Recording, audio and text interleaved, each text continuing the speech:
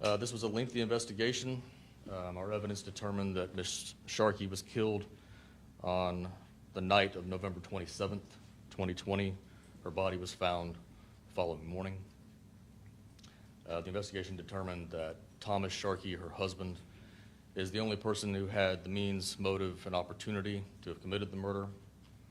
We were able to eliminate other suspects that came up, some of which were brought up by Mr. Sharkey.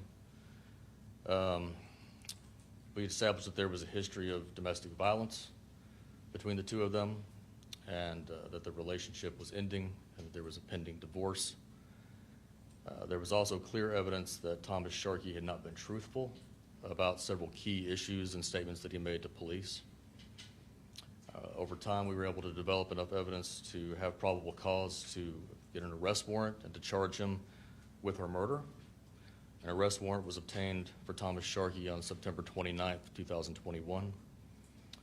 Because of the high-profile nature of the case and because Mr. Sharkey had been evasive with us throughout much of our time, we went very quietly about obtaining the arrest warrant, but the intent was, once he was arrested, to formally charge him in Harris County with her murder. We contacted the Gulf Coast Violent Offenders Task Force to assist us in locating Mr. Sharkey. They developed leads that he was located in Fort Myers, Florida, and they contacted the Marshals Fugitive Task Force in that area. That task force, U.S. Marshals, located Mr. Sharkey staying with a relative in Fort Myers at approximately 10 p.m. last night. They were able to make contact and establish that he was inside the residence. Mr. Sharkey avoided them, ran upstairs when he learned that law enforcement was there for him, and he took his own life using a firearm. His identity was confirmed by the relative that was on scene, by the arresting officers who had been looking for him, and by official identification that he had in his possession. The Lee County Sheriff's Office in Florida is conducting the death investigation of Mr. Sharkey. I would like to emphasize that this has been a very tragic series of events for both families, the Robanals and the Sharkeys. They've been through hell, essentially, with the attention of the public on this case. I want to put out there that no one else is suspected of any involvement in the case, and no one else is under investigation in the case.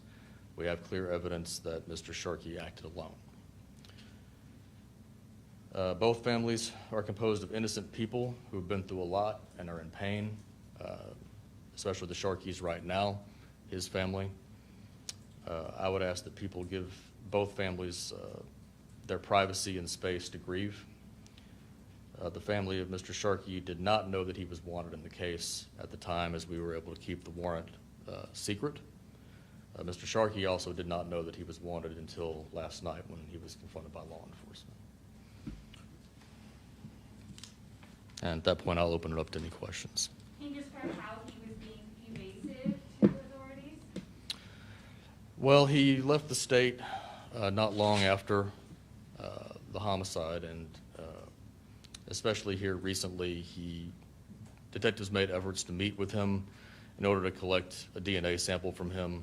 He agreed to do that. He was living in Georgia at the time, and detectives went to Georgia to try and obtain his DNA sample, and suddenly he no-showed, dropped out of contact, came up with a very bizarre story later on about why he had essentially disappeared. And then a short time after that incident, he relocated to Florida. When exactly did you request the DNA? When was that supposed to happen in Georgia? That was supposed to happen, I believe, end of July. Early August of this year. We had been making efforts to get him to meet with us to provide that sample for some time. That was just finally the time that he agreed that a detective could meet him in Georgia to obtain the sample. So what was the tipping point where you said, this is the person who you believe killed Alexis Sharkey? There was no one bombshell piece of evidence that suddenly shifted everything in our favor. Like I said, the investigation was very lengthy. There's a lot of different pieces of circumstantial evidence, a lot of things that we had to comb through. Mr. Sharkey's behavior and our conversations with him over time and evolving stories and the ability to disprove stories, that took time, and eventually the mountain of evidence essentially just became high enough. But did you wait too late? No, You don't think you waited too late? no. The goal would have been to get him alive, obviously, perhaps. Of course, but we don't really have any control over his actions in that scenario.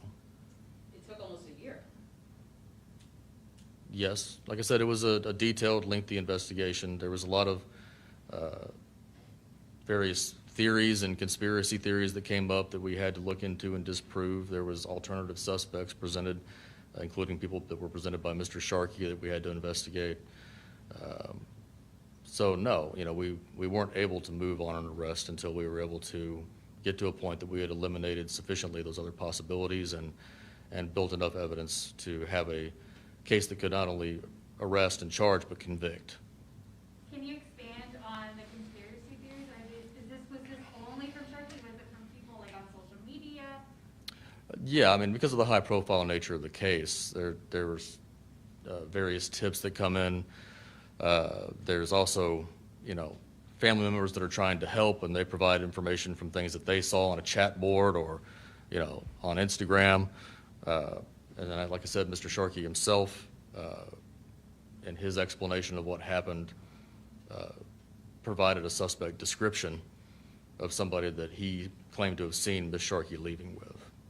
Can you talk about what led up to her death that night, what we know?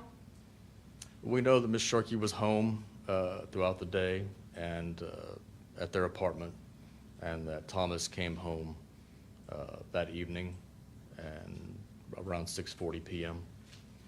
and things began from there. And the manner of death was strangulation, correct? The cause of death was strangulation, yes. And, sorry, when we talk about the arrest, there was an arrest warrant, correct? Yes. And the U.S. Marshals were there to serve that?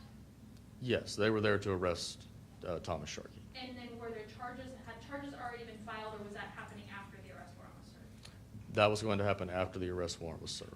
And was there a standoff or any type of confrontation with police when they were at the home? My understanding, and I wasn't there, but my understanding from secondhand information is that there was no confrontation, that he simply went upstairs. The marshals were aware from talking to the family member that there were firearms in the house and that he had access to them. So they waited, tried to talk him out, and eventually determined that he had taken his own life. So he was never a threat to the actual officers? Not from my understanding, no. You have to ask them too, so. Yeah. Were they inside the house, or were they in the doorway having this conversation? You'd have to ask them. I'm sorry? You'd have to ask the marshals that question, not us. They haven't told you where they were? I haven't got into every detail of the arrest situation with them, no. What happens now? Now, we have some laboratory work left to do.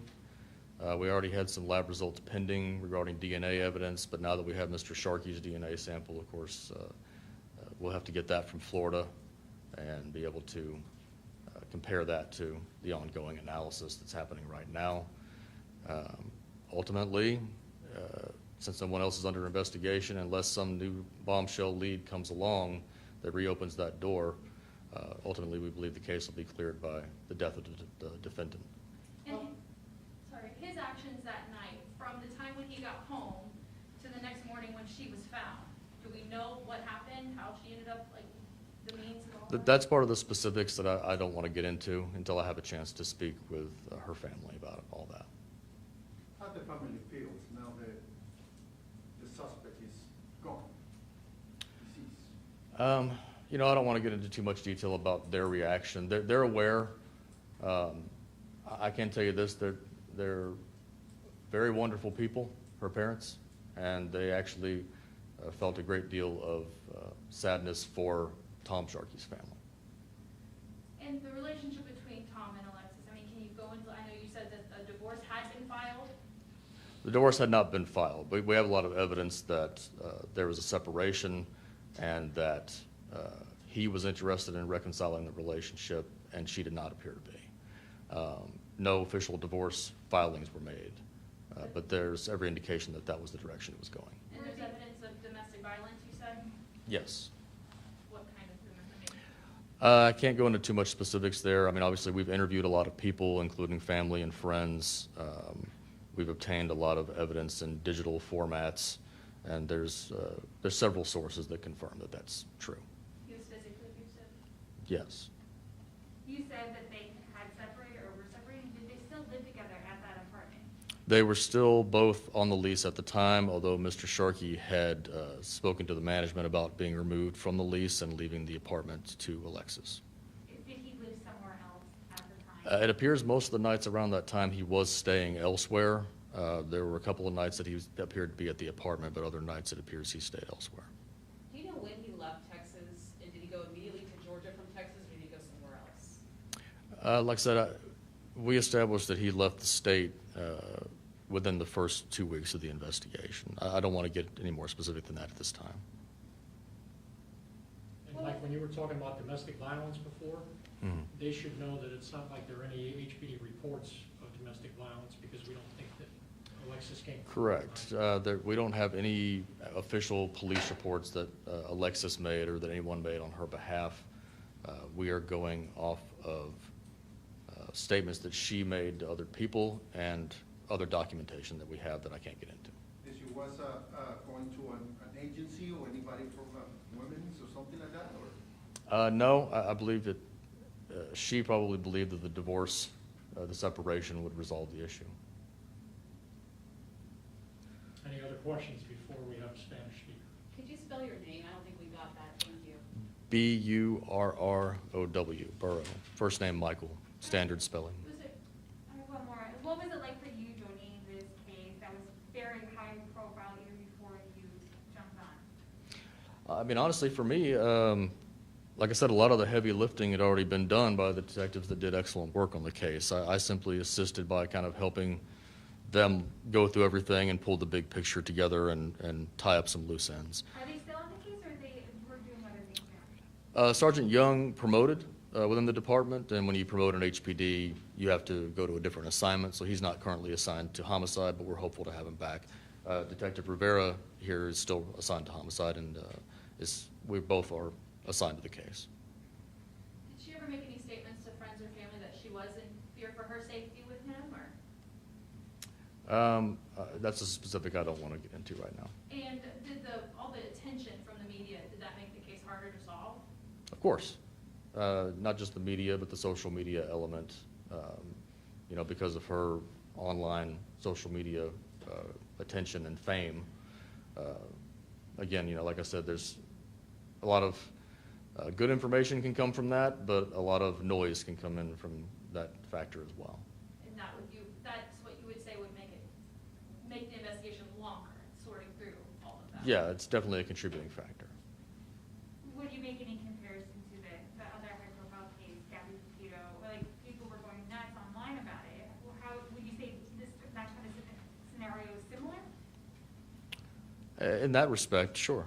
I mean, it's similar in the sense of the public attention devoted to it, and just the day and age in which we live, where we have an abundance of internet sleuths and sometimes outright internet trolls that like to dig up information and put things out there and say things. So it can be very difficult for the families involved because they see these things and they want to bring it to our attention. They want to do everything that they can to help. And it's often very painful for them to read the things that people post online, but that's the situation where we find ourselves. Thank you.